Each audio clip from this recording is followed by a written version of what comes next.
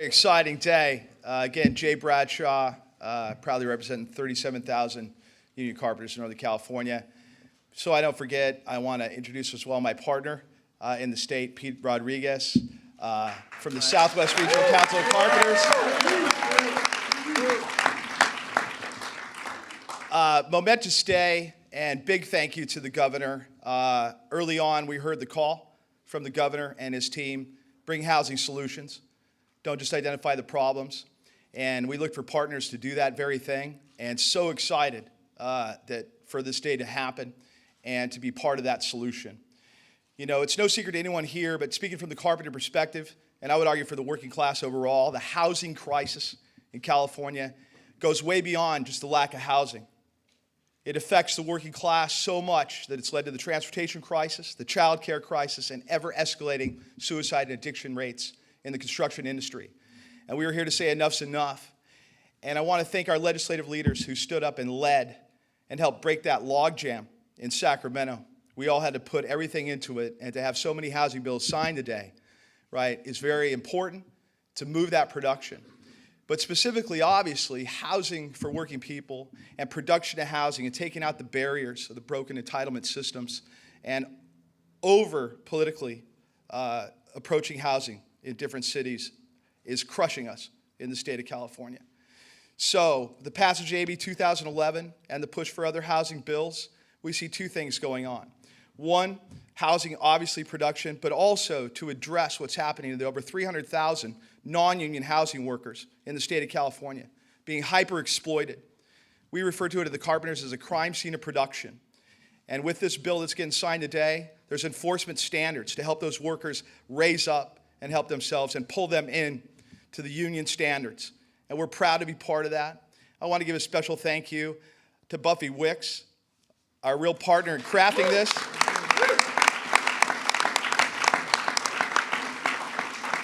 But the coalition was broad and it had depth. And it was a lot of, like I said earlier, some good healthy debate and good arguments going on to get this done today and the package to get passed. And we're proud to support it, proud to stand behind it. And again, proud to support our governor, who from the very beginning of his administration has fought for housing, and every positive move forward has been all in. And so it took all of us to get it done. And now let's build some housing. Let's put our hand out, put our resources out, and help pull those workers up into the middle class, and let's get it done.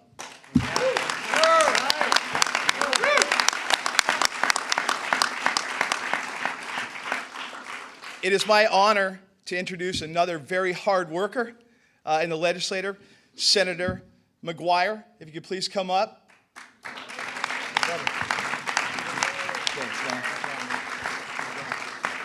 I'm abusing the mic. I got to tell you, many late nights. This guy works on behalf of the state, and we recognize it and we appreciate it. Thank you so much for your leadership. Thank you so much.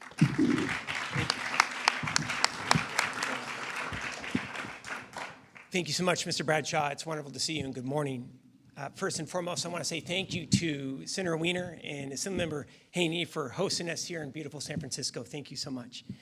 I think that we can all agree that the housing crisis in this state is one of the greatest in our state's history. The crisis threatens the long-term viability of our communities, big and small, in every corner of the Golden State. It's also one of the biggest threats to California's economy, which is the 5th largest in the world. Californians, who are at the heart of the economy, our workforce, can't afford to live in the state that they love. 78% of extremely low-income Californians pay more than half of their annual income towards their rent. Lack of affordable housing is one of the driving forces behind our homelessness crisis. And only about 25% of all Californians can afford to buy a home in the Golden State. I think that we can all agree why we're here today. We know that this is not sustainable nor acceptable. And this morning represents a turning point for California. A turning point that will, number one, speed up the process to get dirt moved and housing built, cutting bureaucratic red tape.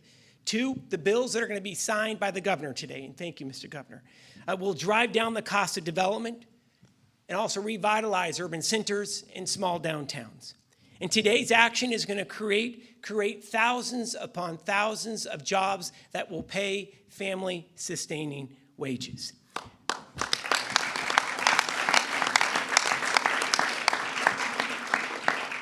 I'm gonna end it right here and say this.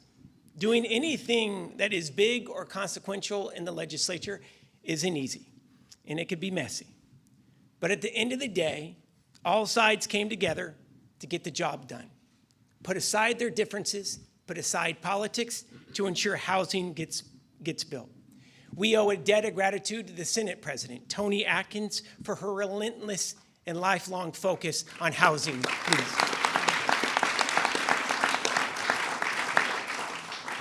We're here today because Speaker Anthony Rendon in the Assembly drove this action, and we are grateful for his work as well.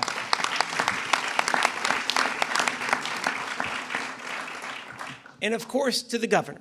The governor, this guy is the real deal, working day in and day out to make California more livable and affordable for every Californian. We also need to say thank you to the leaders of unionized workers across this state. First and foremost, we want to say thank you to Andrew Meredith, President of the State Building Trades Council. We want to say thank you to Jay Bradshaw and Pete Rodriguez from the Carpenters Council, and Scott Wetch, who represents plumbers and electricians from across this state. We owe a debt of gratitude to Senator Caballero and Assemblymember Wicks, who never gave up. They never gave in. They never stopped working to get SB 6 in 2011 passed and homes built. And again, Mr. Governor, thank you for your leadership. You got us here today and got it across the line.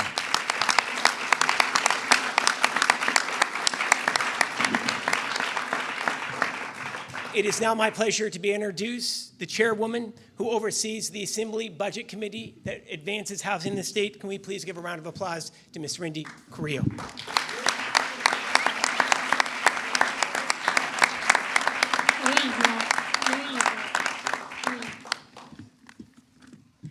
Thank you and buenos dias. Good morning. My name is Wendy Carrillo. I proudly represent the new 52nd Assembly District, which includes the communities of Northeast LA and East Los Angeles. And as a member of the Assembly Committee on Housing and the chair of the Assembly Budget Committee on Sub 4, which oversees funding for housing and homelessness initiatives, it's really an honor to join you in this great event, this great bill signing. The budget cycle alone in this year, we have allocated an unprecedented $5 billion in investments to programs to address the biggest crisis that our state faces, housing and homelessness. We see it every day in encampments right in our own community. I saw it getting off, coming to the airport and coming to this location today. And based on the latest numbers of unhoused residents in LA County, and I know that I'm in San Francisco and this is Giants territory, but I just want to talk a bit about what's going on in LA County, the biggest of the 58 counties in the entire state. More than 69,000 people every day experience homelessness in LA County alone at any given night. About 26,000 of which identify as Latinos. That is a 26% increase since 2020. In communities like mine, massive gentrification, increase in rents, and unattainable home prices contribute to a race to the bottom. Our growth for housing needs to account for everyone, and the effects of policy should be an equitable one across communities. To that end, it is a privilege to stand with the governor today, Assemblymember Wicks, Senator Caballero, my colleagues in the legislature, our friends in labor, and many others to commemorate the signing of these two historic pieces of legislation. And even more so, I'm so honored to have been on the very early conversations with Assemblymember Wicks on AB 2011 in the Assembly to ensure that the conversations necessary with labor were happening across the board. Those were very difficult, challenging, fun conversations, but important to have when we talk about bringing everyone to the table. And when we think about labor, as mentioned, teachers, electricians, carpenters, nurses, home care workers, janitors, all deserve to, one, live in dignity, and most importantly, be able to afford the communities that they grew up in and be able to live in those communities and thrive. AB 2011 and SB 6 exemplify the extraordinary vision that can be achieved when labor organizations, affordable housing partners, and environmental justice activists come together and achieve a common goal. Thank you to our governor for your leadership, and also a big thank you for your wise decision to appoint Secretary Lourdes Castro Ramirez in her role. We do a lot of great work together. That's a wise choice, when a wise Latina. And a special thank you and recognition to Speaker Anthony Rendon, who leads with the way that the chairs of the committees are able to lead in a direction that is needed. And a special thank you to Senator Pro Tem Tony Atkins for being a partner in this endeavor as we move much needed policy forward. Unas pocas palabras en español. Mi nombre es Wendy Carrillo. Yo orgullosamente represento el nuevo Distrito 52 en la ciudad de Los Ángeles, que representa el noreste y el este de Los Ángeles. Como miembro del Comité de Vivienda de la Asamblea y también miembro del presupuesto estatal, Comité número 4, que administra los fondos necesarios estatalmente para iniciativas de vivienda y programas para personas sin hogar.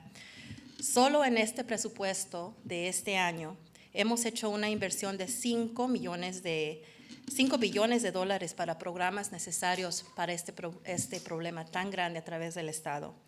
Los últimos números de residentes sin hogar solo en el condado de Los Ángeles dicen que más de 69,000 personas se quedan sin hogar cada noche. El condado de Los Ángeles es el más grande a través del Estado, son 58 condados. Y en eso, más de 29,000 personas se identifican como latinos. Esto es un aumento de 26% desde el año 2020.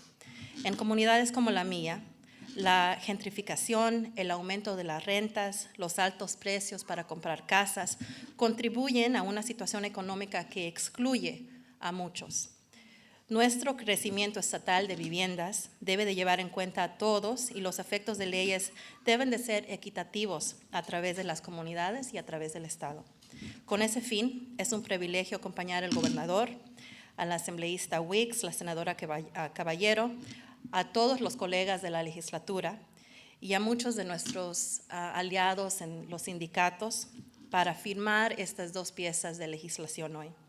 Aún más me siento honrada de haber asegurado las conversaciones necesarias con los sindicatos a través del Estado para asegurarnos que esas conversaciones fueran adelante. Porque al fin del día, maestros, enfermeras, trabajadores de custodia, trabajadores de cuidado en casa, todo tipo de trabajo merece dignidad y cada trabajador merece tener una vivienda con dignidad y respeto y poder vivir en comunidades donde ellos crecieron. Las leyes de hoy, AB 2011 y SB6, son ejemplos de la visión que se puede lograr cuando las organizaciones laborales, los socios de vivienda asequibles y los activistas de justicia ambiental se unen para lograr un objetivo que todos creemos a través del Estado.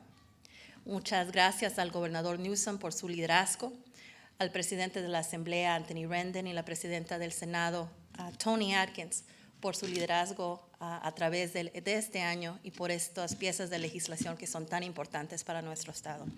Y ahora, I guess I'll switch back to English, but it is my great honor and pleasure to introduce to you what many say is a division between the Dodgers and the Giants, the great state senator from the Central Valley, Ana Caballero.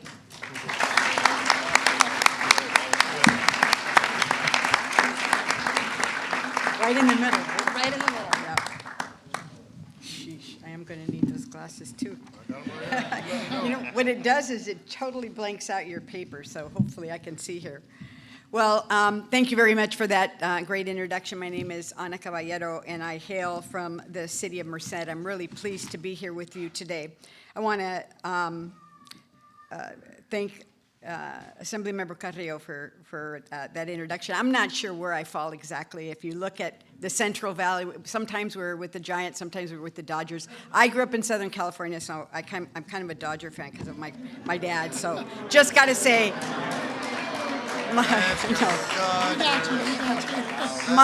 my father, may he rest in peace. I know, that's exactly right. So I'm very, very pleased to be here in this beautiful city. There isn't a better place, I think, to talk about housing and the need for housing and how people need to work together in order to make things happen. I want to thank Assemblywoman Wicks for her partnership on this issue. Without her commitment and support, we would not be here today. Congratulations on the signing of your companion bill, AB 2011.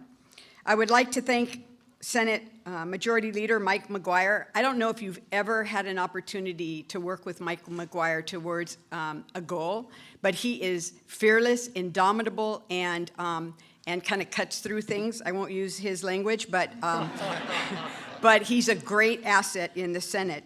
And I also want to appreciate and thank the Senate Pro Tem Atkins for her tireless efforts and support to help negotiate a compromise and to keep the dialogue going so that we could tackle an issue that has eluded us for so long. SB 6 is one critical piece of solving California's severe housing crisis, and I'm humbled to be here today to celebrate the bill signing into law. I especially want to thank the California State Building Trades Council and the carpenters for their commitment to working men and women who build homes. SB 6 ensures that these workers are protected and paid a fair wage, and that the workforce on these projects are skilled and trained. Furthermore, I would like to thank the governor for his commitment to finance the construction of more housing all over the state, and to assist local governments to expedite the planning process and give more Californians an opportunity for home ownership. I have been involved in helping to push the building of housing units for many, many years. And I will tell you, the most humbling and exciting opportunity that I have ever participated in is not just the groundbreaking or seeing the sticks go into the ground, but it's seeing the families receive a key.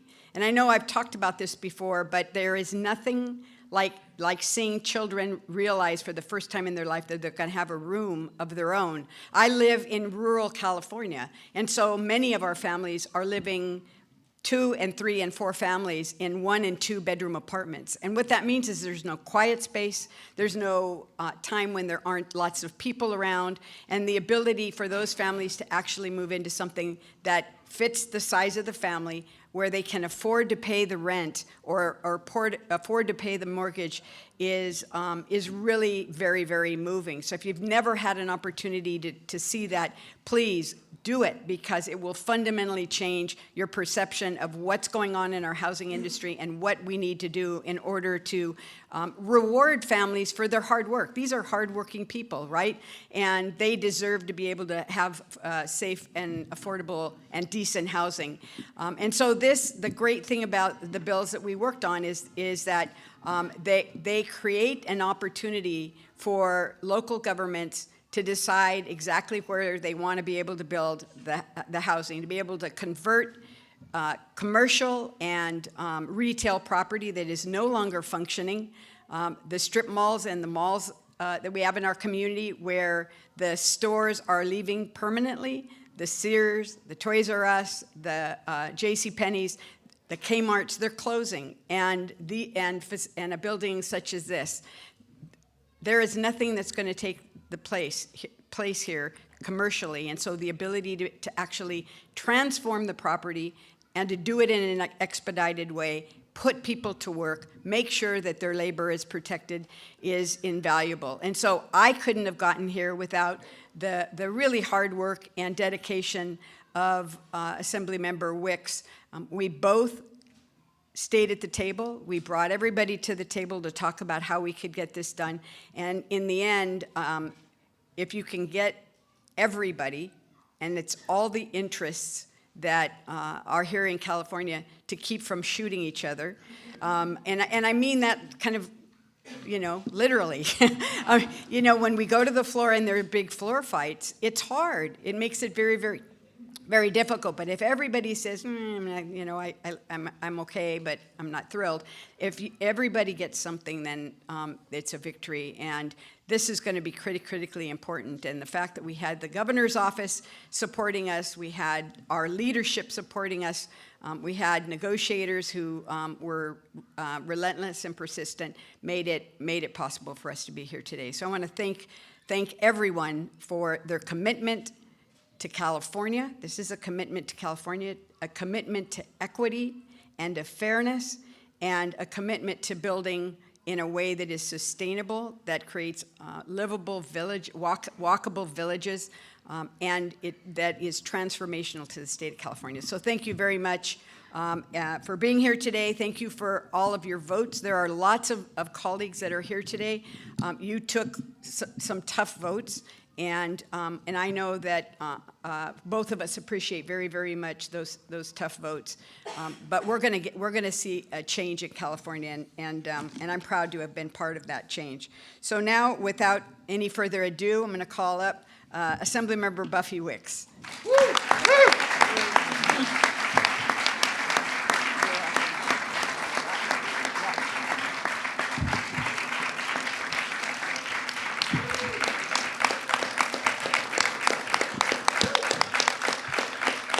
How y'all doing? So they say victory has a lot of fathers, it also has a lot of mothers, it turns out. My name is Buffy Wicks, as mentioned, and I represent the beautiful East Bay, Oakland, Berkeley, Richmond area. And when I first got elected, I dove headfirst into housing, simple topic to work on. And it's been the major part of my focus of my legislative work now in my fourth year. And I really just wanted to jump in and work with these great colleagues. And I want to also give a shout out to Scott Wiener, who's created a lot of this space for us to have these really difficult conversations.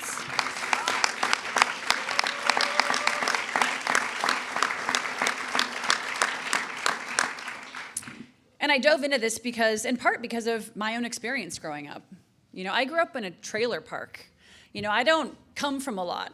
And my family, my parents saved up money and after a couple years, bought a little plot of land, and after a couple decades, built their dream home when I was in college.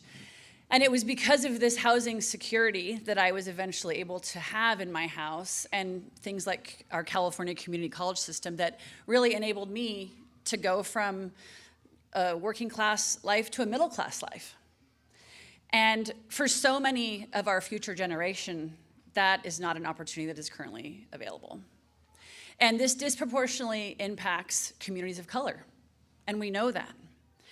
And that is why when I was named housing chair about 10 months ago, I wanted to work arm in arm with so many of my colleagues here and really work to create a center of gravity around how we could have transformative, bold change on our housing policy and our housing politics here in California. And I'm doing this because I know you all agree with this. It is not okay that we have one of the lowest homeownership rates in the country. It is not okay that 73% of single moms are facing housing insecurity.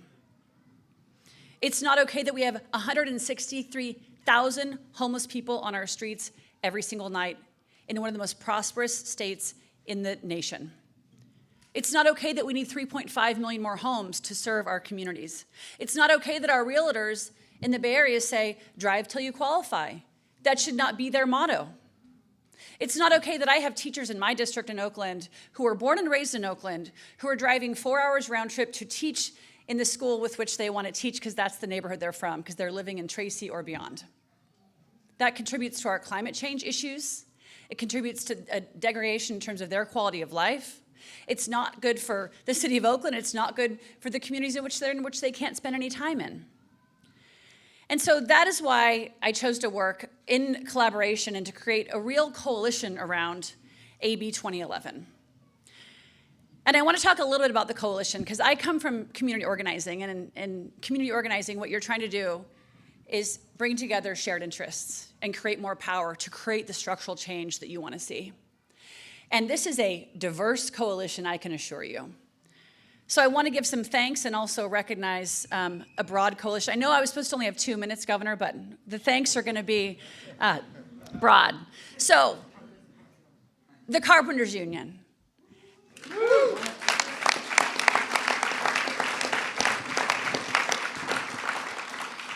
So I have never worked with sponsors like the Carpenters Union before.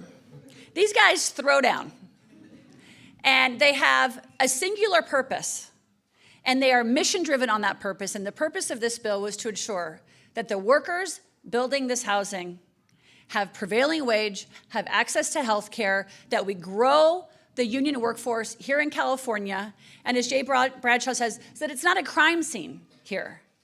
We have to lift up these workers, and what AB 2011 does is it creates a floor that everyone has to adhere to if you want to use AB 2011, union or non. And we should want all of our workers to be paying that prevailing wage.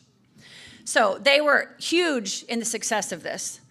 The California Housing Consortium, Marina Wyant, who spoke earlier, and Ray Pearl, who unfortunately couldn't be here today, they got together with the union and said, what can work here? What can the developers and the unions agree to so that we can have a framework so we can actually build this housing, so we can use AB 2011 as a useful tool? SEIU, we heard from David Huerta. And when I talk to SEIU, they say, listen, our workers are sleeping in their cars. They need housing. That is not okay. So their voice and their fight in this was critical. CSEA, the School Employees Union, similar situation in terms of their workforce. They were at the table every day fighting on this bill.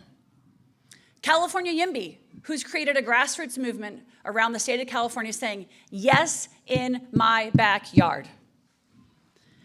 The Apartment Association, these guys have like lobbying champions who are there, working members saying, we've got to do this, we've got to build more apartments, people need more places to live.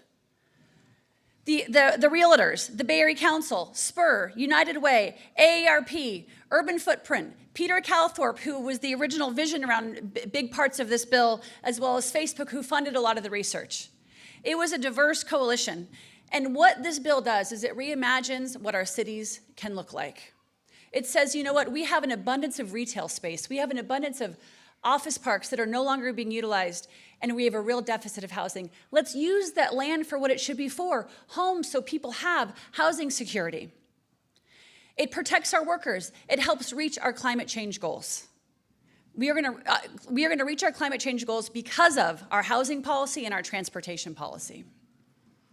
I also want to thank many of the members who are here today who either took tough votes early on in the process, like my committee members, Ms. Carrillo, who was there at the very beginning, Ms. Sharon Cork-Silva, who's been a champion in housing for years before I got here. We've got Rob Rivas, who was a co-author, Blanca Rubio, who was a co-author, Matt Haney, who's come in as one of our newer members, who is leading on this charge, Carlos Villaputa, who's a joint author as well. We've got so many great folks here. Richard Bloom, oh my gosh, I can't forget Richard Bloom, who did this bill, similar bills prior years to me, and who really led the way in this. Mark Berman, who came on as a co-author as well. We've had so many great leaders in this space in the legislature, creating a real center of gravity around it, which has been really absolutely critical. Senator McGuire, I think Senator Caballero described you brilliantly. This man is dogged. And I say this as someone who is similar, right? The tenacity that he has, I mean, it is incredibly impressive, and he was there every single step of the way helping to negotiate this. And I also want to give a huge shout out to my senator counterpart, Senator Caballero. The great thing about working with her is I think she and I really, through this process, developed a real level of trust around understanding that we have the same shared mission. We have the same goals. And that if we work together, if we strive together, if we bring folks together, we can all achieve those goals. And it was just tremendous to have her as a part in all of this. And I also want to thank the building trades, because I know that we share the same values. And I know that we are going to work together collaboratively to solve these problems together. So I appreciate their honest conversation. I want to continue that dialogue on this honest conversation, because we still have to solve this problem. And I also want to thank, and this doesn't happen often, but thank the staff who worked on these bills.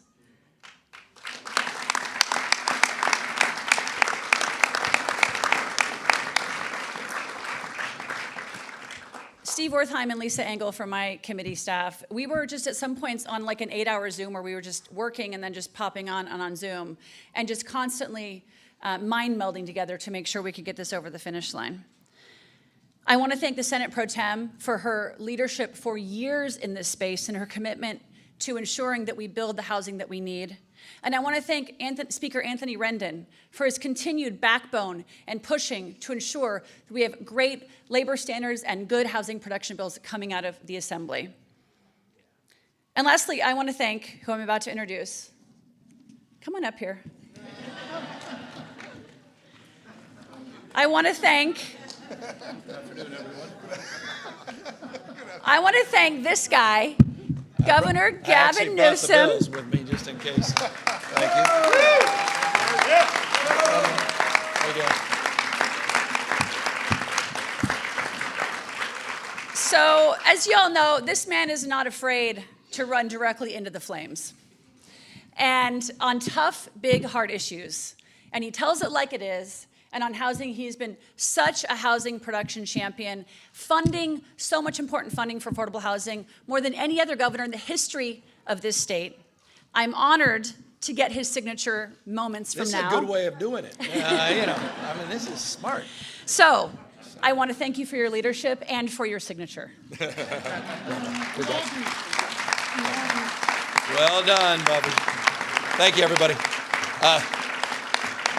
I was trying to think, after listening to all of you, if there's a preposition, an adverb that hasn't been said that I can offer, an insight, a perspective, a nod,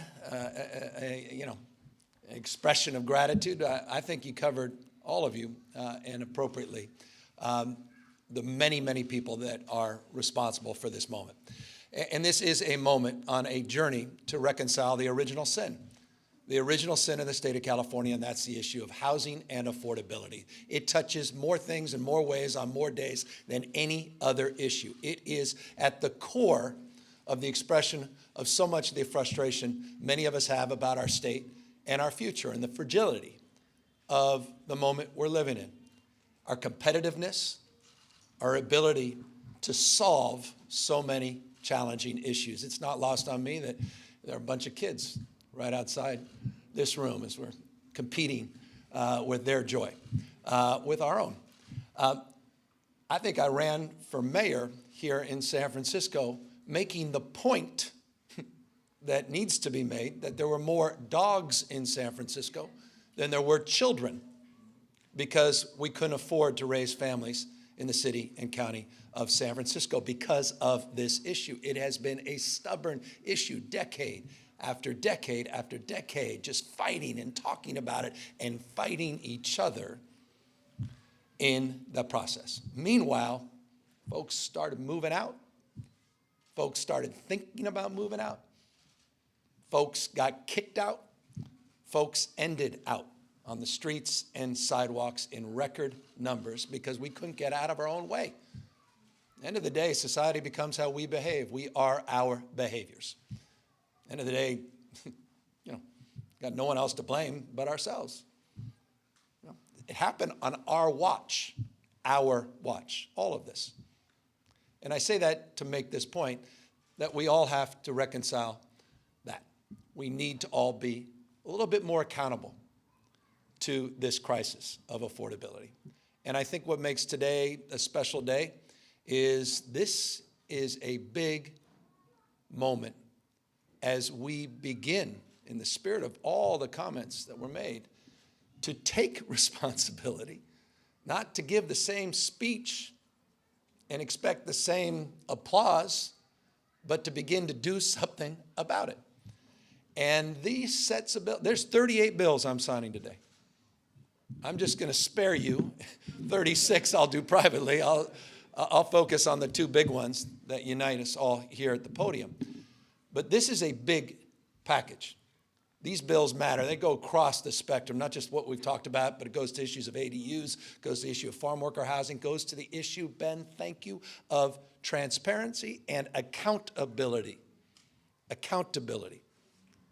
Because the biggest issue now we have is not the issues that are being resolved today as it relates to land use and CEQA and streamlining and prevailing wage and skilled and trained and all the related issues, including, thank you, Assemblywoman, financing and state support, $14 billion just in the last 2 years, specifically for state support of affordable housing. It's now about results. And that's where I go back with my mayoral hat on. I've said it 100 different times in 100 different ways. You know, localism's determinative. That the state vision will be realized at the local level, cities and communities all across this state. And that's where we need to see results. That's where we need to see accountability. We need to see them drive this. You got the tools now. And I don't say that as a warning. I say that sternly, directionally. You know, ask the folks down in Huntington Beach. Ask the folks here in San Francisco. That letter that HCD sent, you know, it's not because we don't love you. It's because we love you. And you're going to see more of that until we see more housing, more production, more folks working, you know, growth and inclusion. And I think that's a mantra. Prevailing wage, skilled and trained. That's about inclusion. We've, you know, focused so often about growth, we've forgotten this part of it. And so I love to be part of this. I want this photo. You know, Jay, congratulations, man. It's amazing what the carpenters were able to do. Andrew and Abstentia and the trades, thank you. My brother Larry, it's good to see you as always. It's good to see us all up here. Remarkable leadership by Buffy Wicks.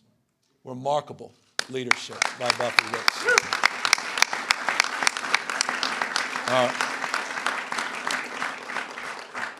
She never took no for an answer. Ever. Senator Caballero, I mean, another remarkable leader who's, you know, we were just at the podium, and big round of applause for Wendy. For Senator Caballero, I'm going to talk about Wendy.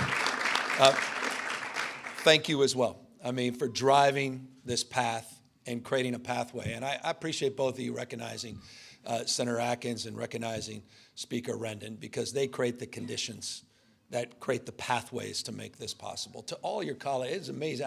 How many of you showed up? By the way, bipartisan group of folks. That's right. Mm-hmm.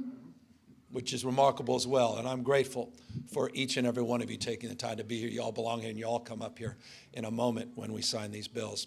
Look, we're producing some results, and now we need to see them manifested. And I just want to, again, express gratitude in closing, not just for this, but I hope folks have paid a little attention to what's been going on in this state in the last few months. You know, it was a week ago we signed a package of bills, and and this gets to Senator McGuire, who's just been appropriately recognized for being the rock star that he is.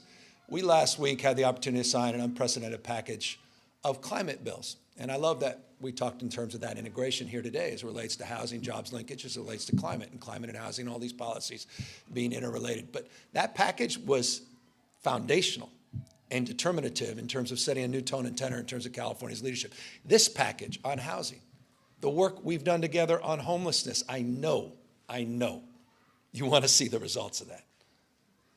But this legislature, what they've done, what they've accomplished, there's no legislature in this country like the California legislature. And I mean that. These folks get it, but here's the difference. They get it done.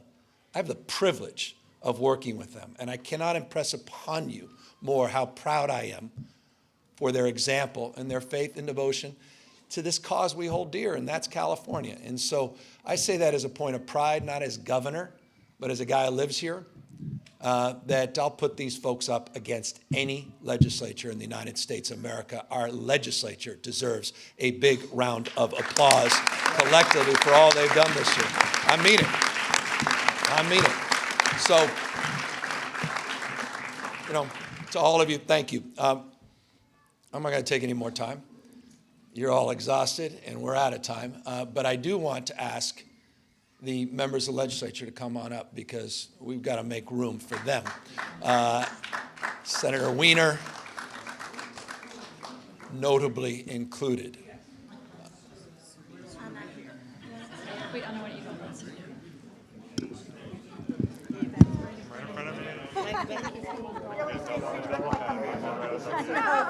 Jay. Hey, Jay, you get up here, man. Stop talking, you gotta. Get it, Larry, get up here. Get up. Danny, you good? David, SCIU, get in here. Come on, David. Scott better be up here. Scott, get up here, man. Gotta get in. IBW. Yay, we're right by you. Hello. Congratulations. Can we? I know. I know. You can never say sorry enough. All right, let's do a big smile first.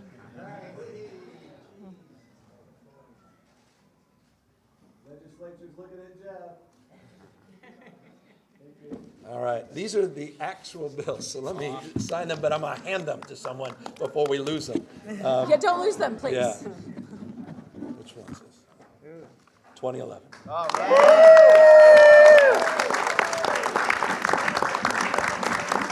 Congratulations. Thank you. And SB 6. Now law in California. Well done, everybody. Now, everybody's here to answer questions, if you have any. Great job. Hi, Dustin Gardner from the San Francisco Chronicle. Governor, several of the bills you signed deal with carve-outs to CEQA. You've spoken several times in recent months about wanting to see broad reform to CEQA because it is hampering various projects throughout the state. What type of broader reform would you like to see, and how would you get it done? Well, I think we're advancing reforms here today. Land use reforms, ministerial as of right zoning.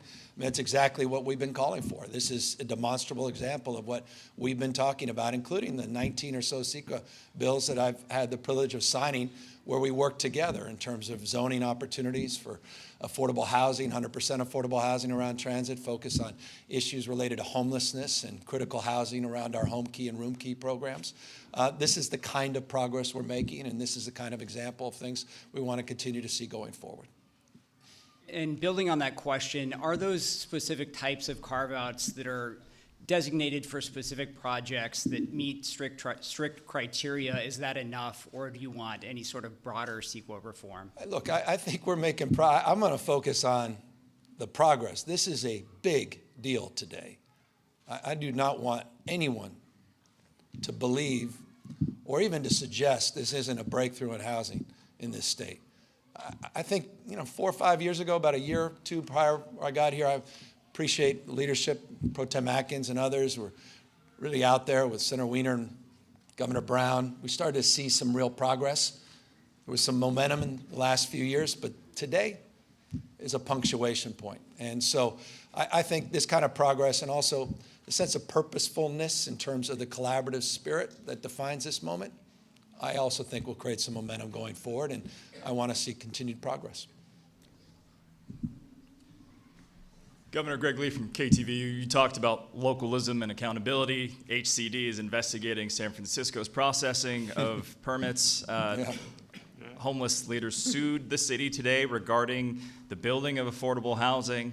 What is your comment to the city of San Francisco and other jurisdictions that you may find some opposition Build housing.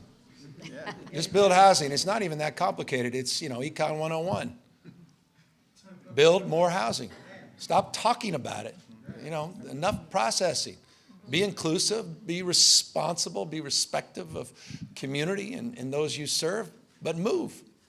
And just abuse yourselves so we can continue down this pace that we've seen in the past. It's not that complicated. At the end of the day, it's leadership. And we now have created yet another opportunity and set aside another, they're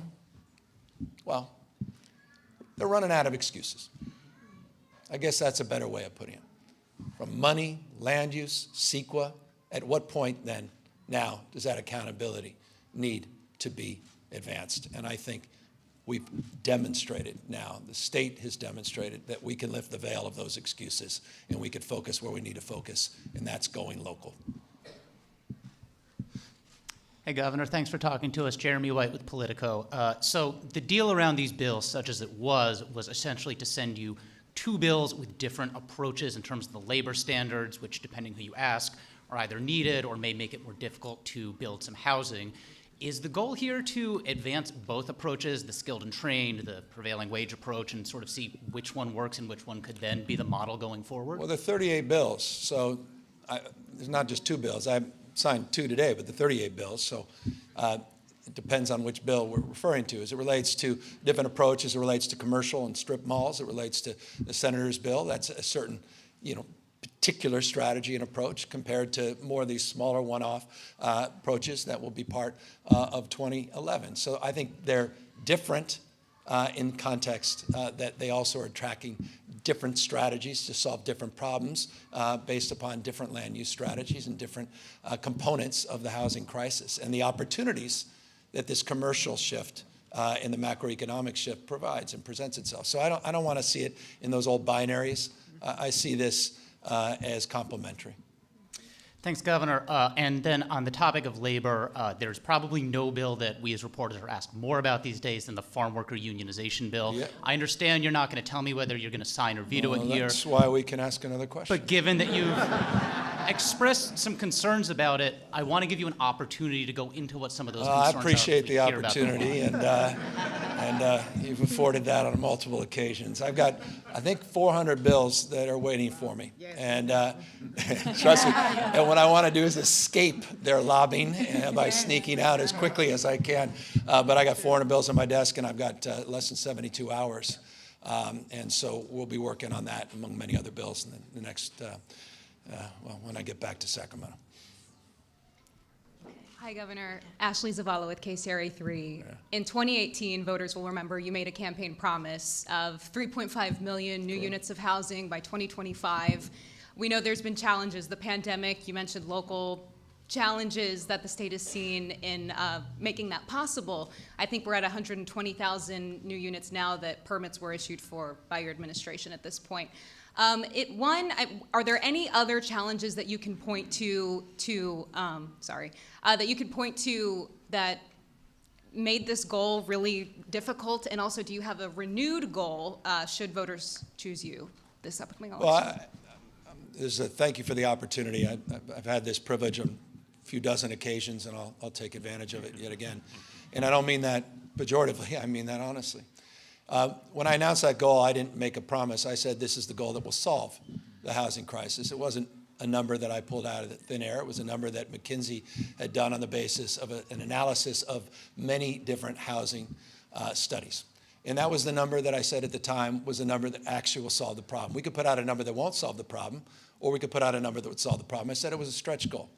And I made the point at the time that it's a goal that in the process of trying to achieve it will allow us to see what's possible.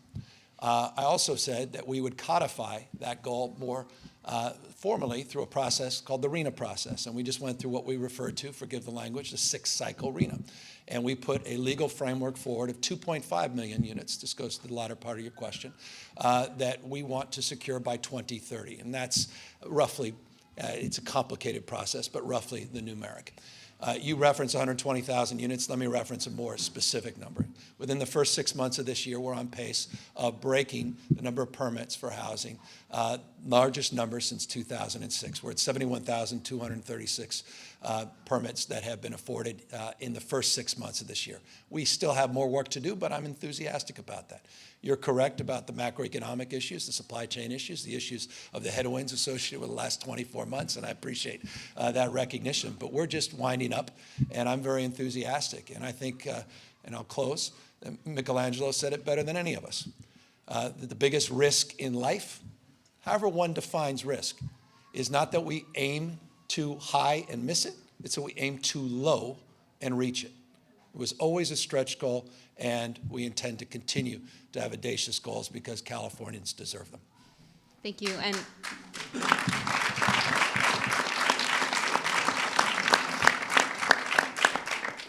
And then an off-topic one for you. This is our first time interacting, journalists from California, with you since a couple Fridays ago. You tweeted that you would like to debate Governor Ron DeSantis on CNN. Were you serious about that? Well, of course I am, but tough time to bring that up. And let me just express deep empathy and respect for the challenges that the governor's facing, of course, all Floridians are facing. We've offered support, and they know that when they need it, it will be there for them. And we're committed, not just in terms of addressing the urgency of the moment, but the aftermath in terms of the recovery, something in California we know all too well. We are here for our fellow Americans. We're there and will always be there for Floridians and for Governor DeSantis. Joe Garofoli, San Francisco Chronicle. How you doing, Governor? I want to talk about something you signed yesterday, a piece of some groundbreaking legislation that would transform California into being a national haven for those seeking abortion. Oh, yeah. But there are no requirements that California determine how many people are coming from out of state.